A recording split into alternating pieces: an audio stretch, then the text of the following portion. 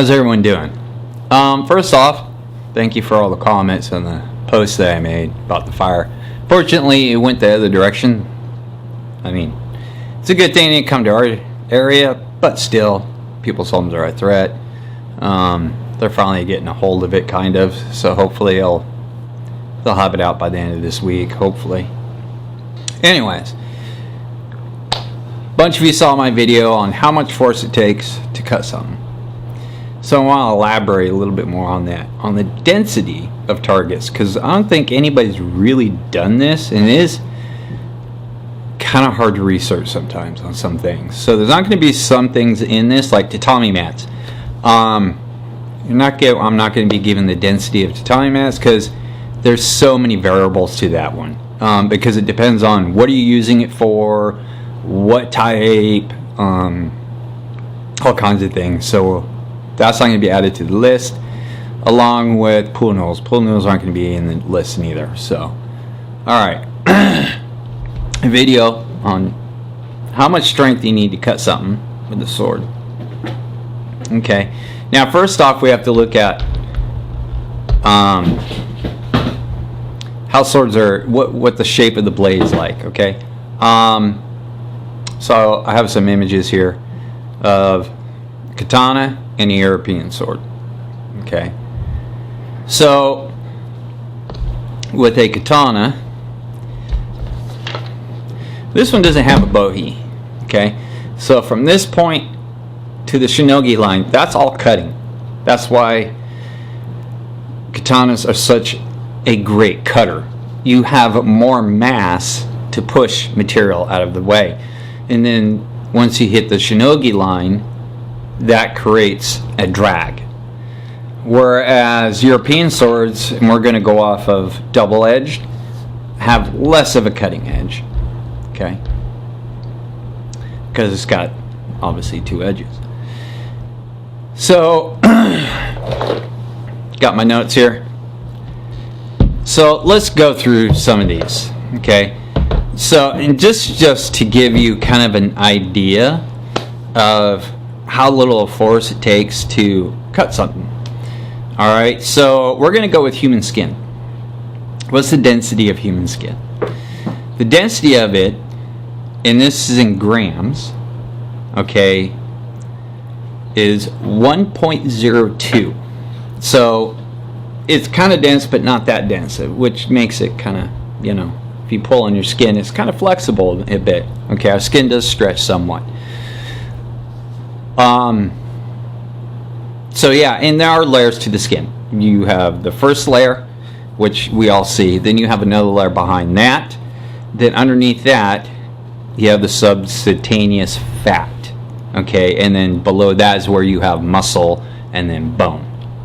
Okay, so that goes for the outer skin. So it doesn't take that, and I'll get into how much force it actually takes to cut it. It's actually, I mean, depending on the location of your body, you know, obviously. Now, live bone. What's the density of live bone? So, this is called the TMD, transverse mass density. So, that's what it stands for. A trabecular bone is between, well, it is actually 1.24 plus 16 grams. So you add 16 grams to that because it's in a, they're doing it in a mass form. There are equations to all this. I'm going to add this to this. I'm trying to keep this as simple as possible. And then cortical bone, hopefully I'm pronouncing this right, is 1.19 plus 0.06 grams to that.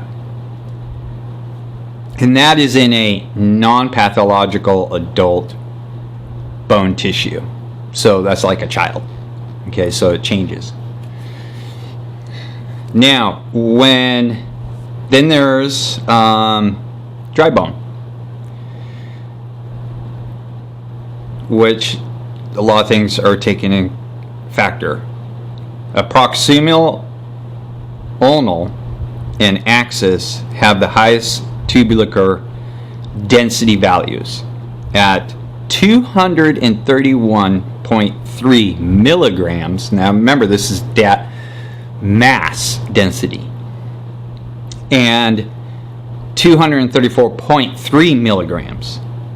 Okay, so that just shows the difference, how much dry bone, and this is just not for human, this goes for animal bone too, is so much harder. Okay, now there are certain factors that work into this, like our bone actually has a top layer to it when it's inside our body, and that's what makes it so hard. Okay, it's like a shell over your bone to make it even stronger. Okay, so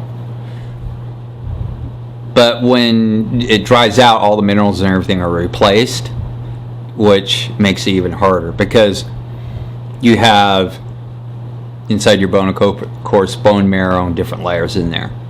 Okay, so now let's get to bamboo. Bamboo is actually really tricky to find out the density because there's a lot of variables for that one. But I found on an average, okay, it's not like it's across the board, because it depends with bamboo, the climate it's in and where it's growing. Okay, there's a lot of factors in it, but normally, this is on average for green bamboo. And you got to remember, there's other types of bamboo out there. There's green bamboo, there's black bamboo, there's purple bamboo. They all have different factors. So this is green bamboo, live green bamboo, okay? And this is in kilograms. So it moves around. This is how they measure stuff. So it can go anywhere from 310 to 400 kilograms of density. So it's a lot higher than bone. So it's pretty close. You could say that bamboo can represent bone, live bone. Okay, it is a higher number, but it's the closest thing. All right. Now this is why we don't cut dry bamboo. Okay, dry bamboo in kilograms for the density is anywhere from 500 to 800. Now, if you take bamboo and you dry kiln it, it can have a density up to 2,800, which steel is at 23. So bamboo, yes, if you dry kiln it, is way stronger than steel. So if you were to try and cut a dry kiln piece of bamboo, you're probably going to snap your blade in half. It's just not going to happen. So this is why we do not cut dry bamboo, because it'll just destroy it. It'll destroy your sword. Now we're going to get to something real interesting. Plain old water bottle, like this. Okay. So the mass density for a water bottle like that is 1.00 grams per milliliter. So that's pretty close to human skin right there. That's the closest I can find. Okay, empty, the bottle empty, of course, and that's with water in it, by the way, is 1.00. This thing filled up. Okay. Without water in it, it's 0.99 to 0.97. Okay. So the density goes down, only because there's nothing inside it. Okay. So if you really wanted to cut something that's pretty close to it, water bottle works. Something pretty close to bone, bamboo works. Okay. So now, as far as force, how much force does it take to cut bamboo? This is an average. Doesn't mean it's set in stone, because there's, again, variables involved in this too, from the diameter of the bamboo. Okay, from 2 inches to 4 inches. So let's say this is about 2 to 3 inch bamboo. It takes 65 newtons worth of force to cut it. So that is 47 foot-pounds. I mean, you can do that very, very easily just with it, real quick. All right? Like half of your strength or less will cut that, no problem. And it goes through it in about 2 seconds on average. Okay? Like I said, this is not like they're set in stone. This is just calculations that they've done. Okay? So, 47 foot-pounds. All right, so, and I've cut bamboo.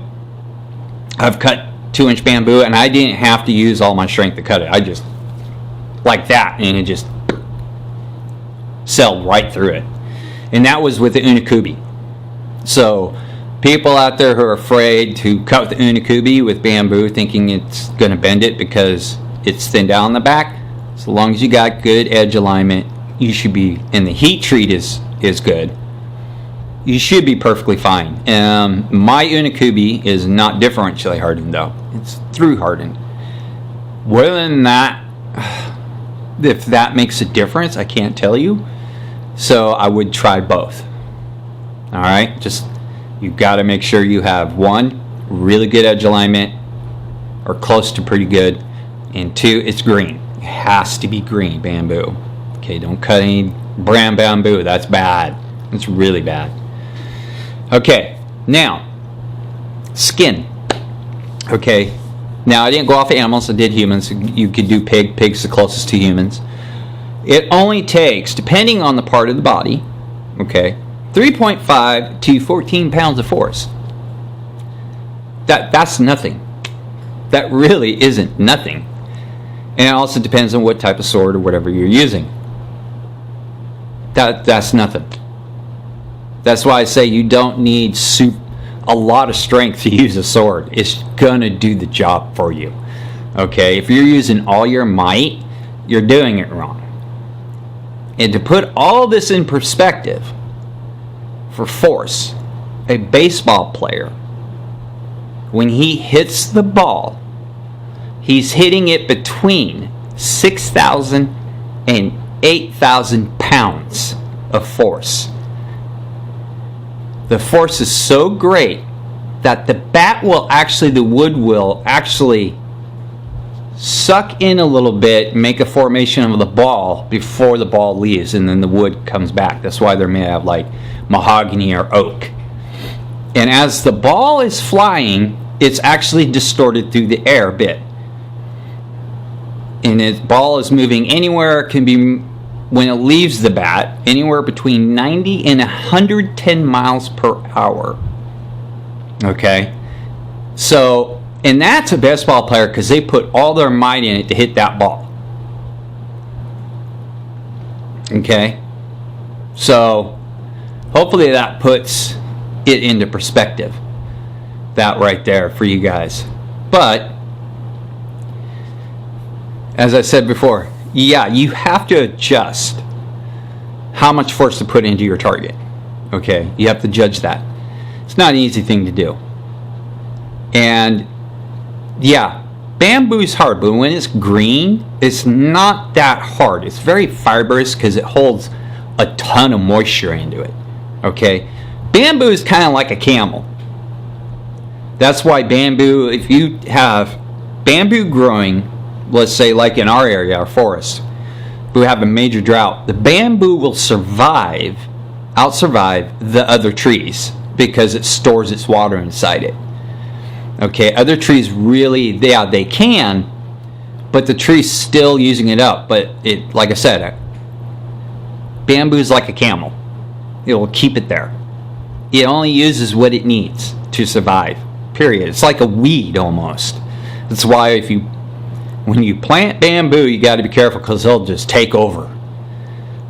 In fact, I got to put my bamboo that I have growing out front in a pot now because the stems are now this long, so they need to be transplanted. So, as far as cutting goes, just adjust your strength level, because the reason being why you don't use a ton of strength when you're using a sword is it goes back to the age of when you would duel or you would fight on the battlefield. You want to try and preserve as much energy as you can.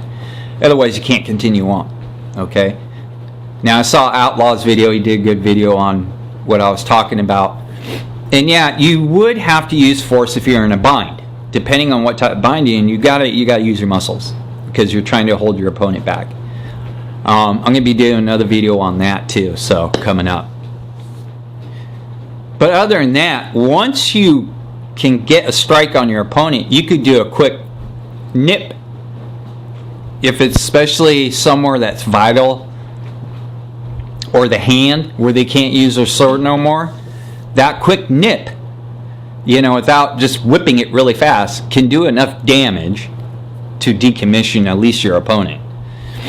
Okay? So, yeah, play around with how much effort it takes to cut something.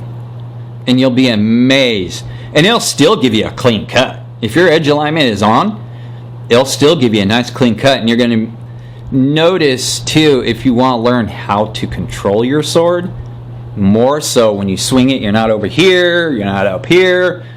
This will allow you to be able to control that blade a lot better. So when you cut it, you can come back faster because you're not way over here, you're right here. So when you cut, you just come back and you hit your target again. And that's kind of what you want to be able to do. I mean, yeah, it looks... Actually, I like it sometimes to watch it when people do the big swoops and everything. It is very dramatic. But if you want to learn how to really control your blade, that's the best way to do it. Learn how much strength it takes to cut certain things. People always say I've mastered, that quick, controlled cuts, And I've taken European fencing back in the day. I learned traditional Japanese swordsmanship, so it's all, and they really emphasize on control. Even when I took fencing, learn to control your blade and be able to bring it back fast, because that's everything, But yeah, play around with it, and you'll notice a big difference in it. And the cuts, sometimes when you do a short, quick cut like that too, you can really feel the blade cutting, and if your edge alignment is really good or if it's kind of off too, because you're doing it so fast and controlled. Whereas if you're just swooping it real fast and coming back like that, you're really not getting the feel because you're really trying to travel that blade around. So, I don't know.